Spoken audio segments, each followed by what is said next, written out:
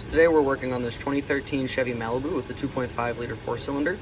And here we've got the wiring diagram pulled up for our oxygen sensors. As you can see, we've got two 4-wire oxygen sensors. Here's our upstream and here's our downstream sensor. If you look here, we've got power and ground for our heater circuit. Same on this sensor as well. And here we've got our signal wires for our actual sensor. Here we are looking at our actual upstream O2 sensor here. As you can see, it's got 4 wires. But if we go back to the connector, if you look at this pigtail here, you see that the connectors from our PCM are actually a completely different color than what we've got at the sensor here, meaning most likely this sensor was replaced at some point, or the OE diagram just doesn't include this pigtail and only goes up to the connector.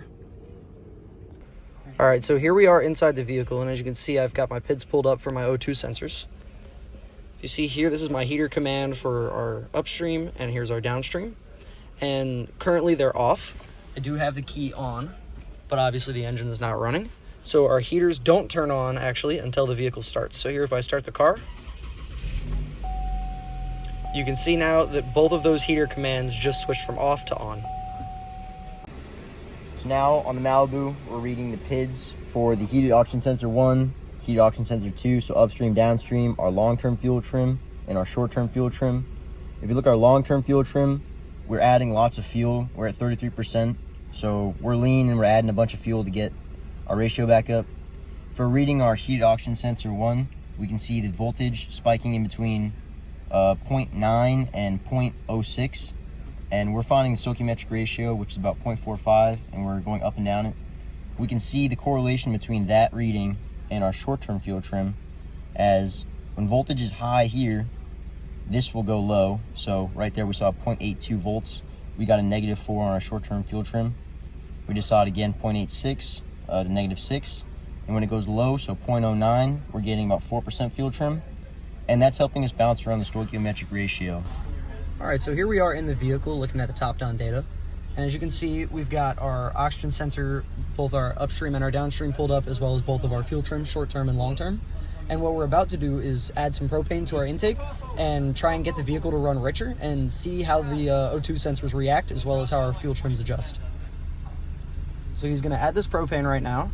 And what we should see is this O2 sensor, both of them actually, should spike up to a rich condition, a higher voltage.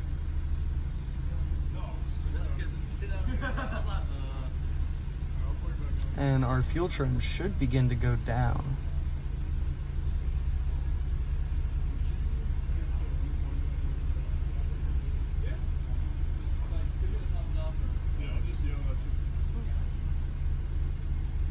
Yeah, so as you can see here, now that we've got more propane coming in, our O2 sensor voltages are staying higher for longer, as well as our long-term fuel trim is actually dropping down.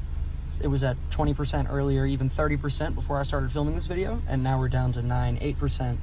So obviously we're running a lot less rich than we were previously.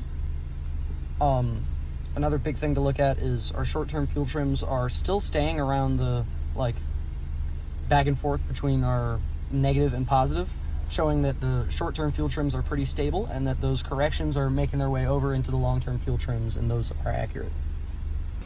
All right, so here I am in this 2006 Corolla, and we're looking at this vehicle because it's actually got a wideband O2 setup. And what we're looking at with this wideband setup is this number right here, this total fuel trim, which is our lambda, or our equivalency ratio. And that number is supposed to sit right at the 1.0 mark. And any fluctuation, you see here, it's a little bit high at 1.008. Any fluctuation up or down is going to show that that is the engine getting rich or lean. And the more fluctuation it's got up or down, the richer or the leaner that it is running, which that's how widebands work. They're actually able to tell, based off of this lambda, how rich or lean, not just that the vehicle is running rich or lean.